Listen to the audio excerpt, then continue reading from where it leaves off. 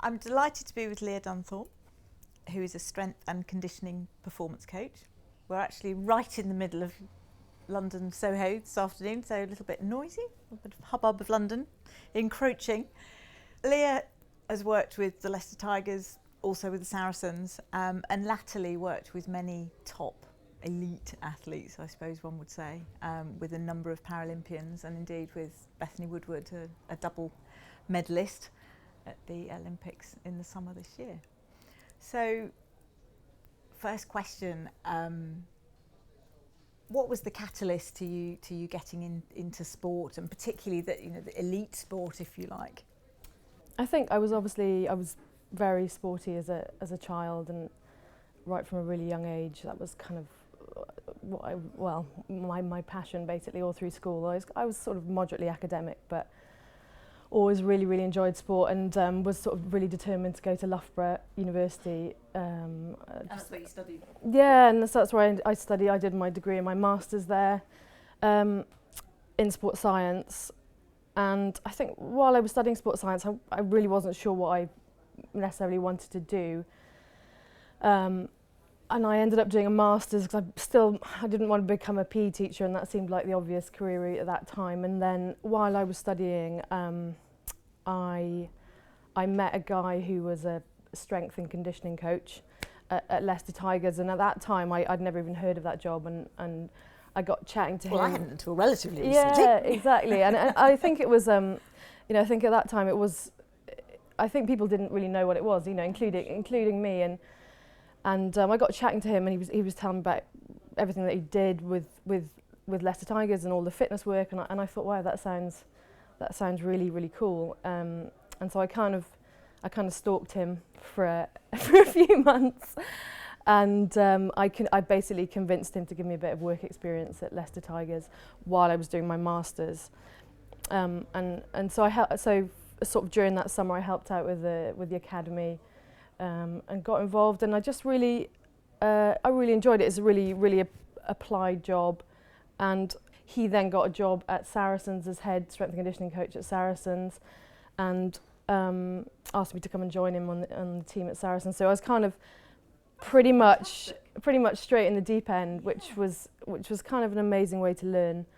And would that be presumably because working at Saracens, these guys were already very fit, obviously knew a lot about how they needed to be, their fitness levels and various other things? Yeah, I think rugby is a brilliant sport to work in if you're involved in the physical preparation side of things, because it's such a huge part of the sport, and so they're really motivated, and they're really enthusiastic about doing the fitness side of things, because they know it has such an impact on performance. So it's quite an easy environment to work in. I think in some way I think being a woman was unusual, but I don't think it was actually that challenging.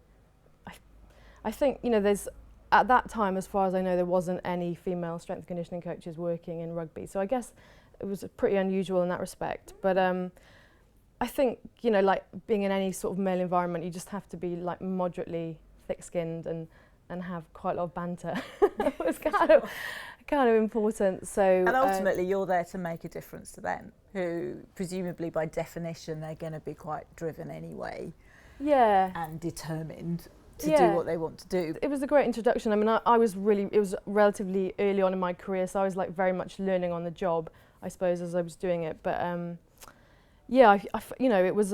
it was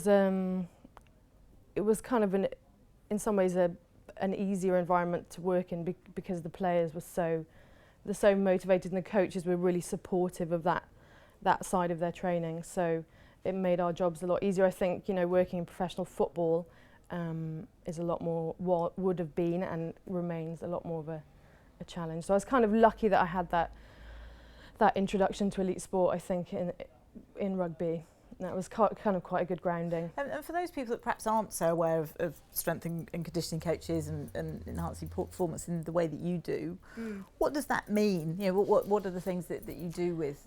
You're in charge of the physical preparation of that athlete. So quite often with my current job and when I was working in rugby, you work in a multidisciplinary team, and there'll be sort of a medical team, there'll be a sports psychologist, possibly a nutritionist, a coach or group of technical coaches, and then a strength and conditioning coach or a number of coaches. And you're in charge of all the physical side of their preparation, so their strength and power training. So more linked around perhaps the stamina, the endurance, and all the physical qualities they need to be able to in order perform to technically perform that sport. So hopefully it's a very you work together as a team. It's a very sort of interactive environment, and it's not just that I do my bit and you do your bit. Hopefully it all feeds in together.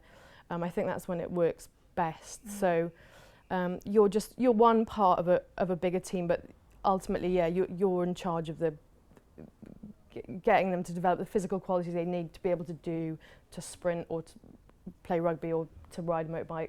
I think if you start working, you don't have to be an expert in that sport, but you have to, if you start working with a new sport, you have to have a really good understanding of the physical qualities they need, and you have to have a good understanding of the individual athlete and their training history and their injury history and their body, and so it's kind of not a whole where the weaknesses might be that could potentially compromise what they're going to do or their ability to get to the highest level. It's not a kind of one program fits all type of job. It's you're looking at the sport, but you're looking at the individual athlete as well, and you're looking at ultimately you're trying to influence performance. So you're looking at how what you're doing with them in the gym or on the track or whatever, how that actually impacts how they're going to run or play rugby, because that's the ultimate goal. And it's sometimes I think you can get carried away trying to make them really brilliant in the gym, sort of gym monkeys, and then actually it doesn't work out. No, it doesn't.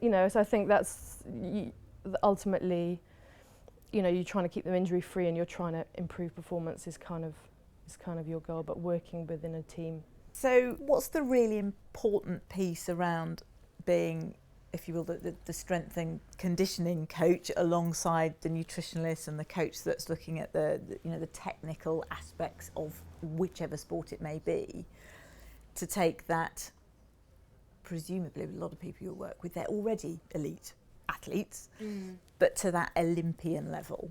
I think, the examples of when you have a really successful athlete are often when they have a team that works really well together and that there's that they have a really integrated approach, and I think that's true in sports teams in rugby and football teams. I think it's also true working with Olympic and Paralympic athletes, and I think using Bethy as an example, she had a very sort of forward-thinking coach who I had regular contact with, and a good medical team I had regular contact with, and although I think we were a relatively sort of small team, I think we worked well together, and there was a lot of communication and feedback and a clear plan in terms of what her coach wanted her to get from her training from a performance point of view, and a clear understanding from me with what her issues were with her disability and her limitations in terms of training, and regular contact with a medical team in terms of of how that would sort of impact on her training. So I think whether it's Olympic athletes or a team, that all successful teams ultimately have that sort of integrated multidisciplinary team working well together. There's obviously been a lot of the Olympians and Paralympians very visible of late. There's a lot of talk about that mental strength and that mental stamina, and one will assume, yes, elite athletes, but very human, and so that the good days and the bad days, and presumably on those days when that's faltering, perhaps is that where the team really kicks in? They will have a psychologist who will give them support. I think each coach, whether you're a strength and conditioning coach or a technical coach, I think part of your role is essentially a psychologist, and I think if you have to be aware of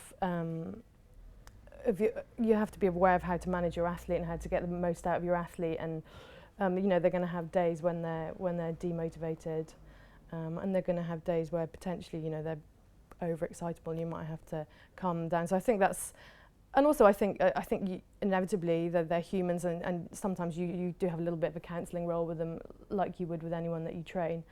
And so I think that, you know, I think the psychological part of training is a huge thing, and how they cope with stress as well. I think particularly in the build up to something as huge as the games, there's so much pressure, and it really, you know, it can sort of make or break people in terms of their athletic careers. And so there's a huge amount of sort of internal and external pressure, and I think I've been on both ends with you know, Bethy being successful, and another athlete I worked with wasn't selected for her event, and you know, that's after 4 years cycle of very hard work and having to pick an athlete back up after that. You know, you hope that they can pick themselves back up and sort of find the drive and motivation to you know, try again. But it's it's definitely, it was pretty hard to pretty tough time. And who do you find, might be a bit of a massive question, but who do you find inspiring in sport at the moment, in terms of, you know, obviously the Olympics are not very far behind us, but they seem to have disappeared to a degree. I think, you know, what I found really inspiring and brilliant about this Games was the amount of sort of female role models, just kind of like across the board, and how much coverage women's sport got, and you know, how much people enjoyed watching it. Really, in my experience, you know, often sort of more than men's. And you know, if you look at something like women's football, you know, the men's, no one got excited about the men's football, and that's all we're bombarded with in the press. But you know, people loved watching the women's football, and I think the other thing is, you know, women and men, I guess, but in minority sports that don't get seen any other time other than, you know, during the Olympics, like rowing, and having worked a little bit in rowing in the past, you know, they work so hard and they have very little coverage for 4 years, and then you know how much hard work and dedication they put into it, and then to see those athletes getting sort of coverage. And I think sports that get no coverage but are actually brilliant spectator sports, you know, sports like hockey.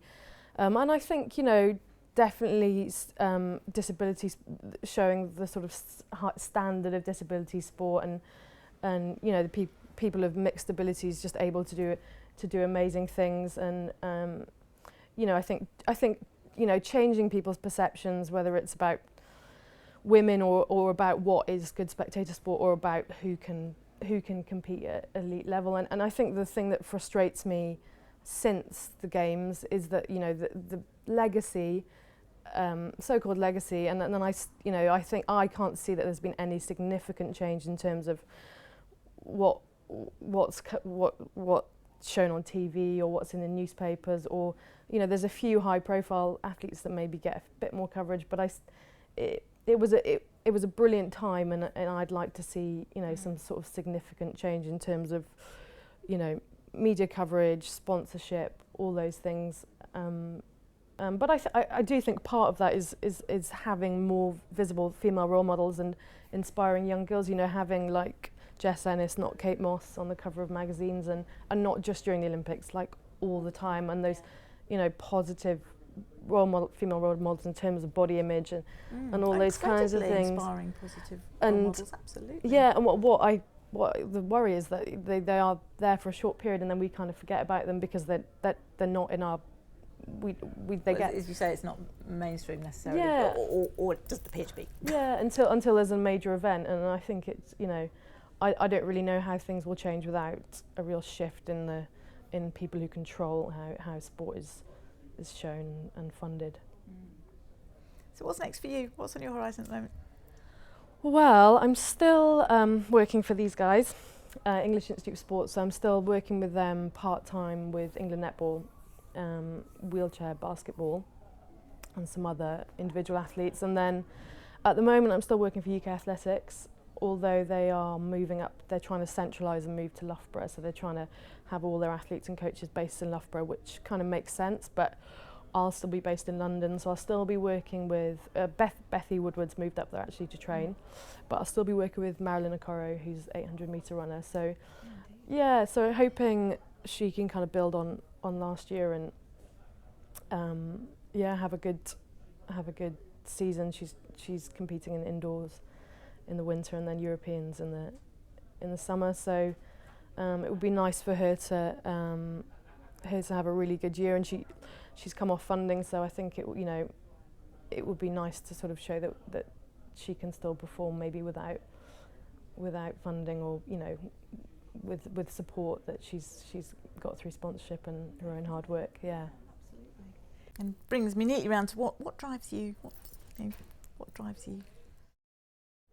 I think coaching, I get a lot back from my athletes. So I guess they inspire me. I think, kind of talked about the netballers earlier, and although it's kind of, people think of netball and they think of you kind of what you did when you were 15 and kind of flouncing around in your little gym skirts, but if you watch it at the top level, these are girls that I just think the level of commitment and dedication they show, they work, a lot of them work full time, they have families, they have lives, and they train and compete, at the same level as any other professional sport that I've worked with. And I think when people are giving up and sacrificing so much, you feel motivated to kind of... That is phenomenally inspiring, yeah, isn't it? to kind of, you feel really motivated to help them and support them and kind of, I guess, kind of try and give them as much as they're giving to the sport, or giving to you. And they're a really inspiring group to work with. And I think, even working with Marilyn at the moment, she's having to totally fund her own training. And these are very dedicated, hard-working sports people who aren't getting paid £10,000 a week like footballers. They're scraping by, and they're doing it because they're extremely driven, and they're doing it because they love what they do. Yeah, for sure. And that's definitely an inspiring group to work with. And I think, working with the Paralympic groups that's another, totally different ball game. I was working with a guy who was an amputee who'd been in Afghanistan, and the fact that he's even walking is an inspiration. And then to think, I want to throw a discus at the games, or someone who's living with cerebral palsy or polio, or quadriplegic, tetraplegic athletes that are still so dedicated and driven is really inspiring as well.